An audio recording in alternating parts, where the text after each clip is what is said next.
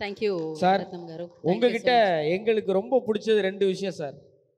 Sir ரத்னம் sir சொல்லுங்க. ஒன்று உங்களுடைய நாணயம், ஃபினான்ஸை மட்டும் சொல்லலை சார், உங்கள் நேர்மையை சொன்னேன். 2வது எந்த ஒரு படப்பிடிப்பு தளத்துக்கு நீங்கள் போனாலும் நான் தான் படம் போட்டிருக்கேன், நான் முதலாளிலாம் இல்லாமல் ஒரு கலைப்படைப்பு உருவாகணும்னா நான் இறங்கி எந்த வேலையும் செய்வேங்கிற உழைக்கணும்னு நினைக்கிறேன் உங்களோட எண்ணம். நீங்கள் 20 வருஷத்துக்கு முன்னாடி எடுத்த படத்தை இப்போ நாங்கள் போட்டு கொண்டாடிட்டு இருக்கோம் சார். இந்த படத்தை நம்ம தமிழ் மக்கள் எப்படி கொண்டாட போகிறாங்கன்னு நினைக்கிறீங்க?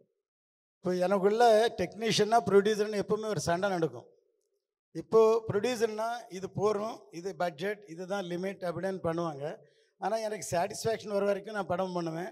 அதனால தான் என் படங்கள் 90% தமிழில் விஜயோட நான் 3 படம் பண்ணேன். குஷி, கில்லி, சிவகாசி 3மே சூப்பர் ஹிட்.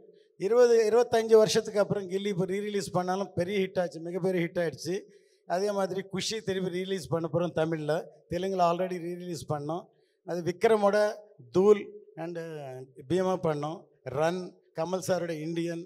தமிழில் இத்தனை படம் பண்ணியிருக்கேன். இப்போது தமிழ் படங்களெல்லாம் தெலுங்கில் கொண்டு வந்திருக்கோம். இப்போ தெலுங்கு படத்தை தமிழில் கொண்டு வரோம். ஏதோ இது தமிழ் படம் மாதிரி எல்லோரும் ரசிப்பாங்க.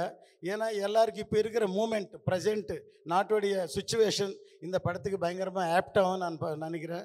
ஒவ்வொருத்தருக்கும் அந்த அந்த உணர்வு கிரியேட்டாக இந்த படம் பார்த்தேன், இந்த சாங்கு பார்த்தாலும். கண்டிப்பாக தமிழையும் எல்லாம் सबको मैं ये पिक्चर के बारे में मैं हिंदी प्रोड्यूसर नायक पिक्चर बनाया मैंने.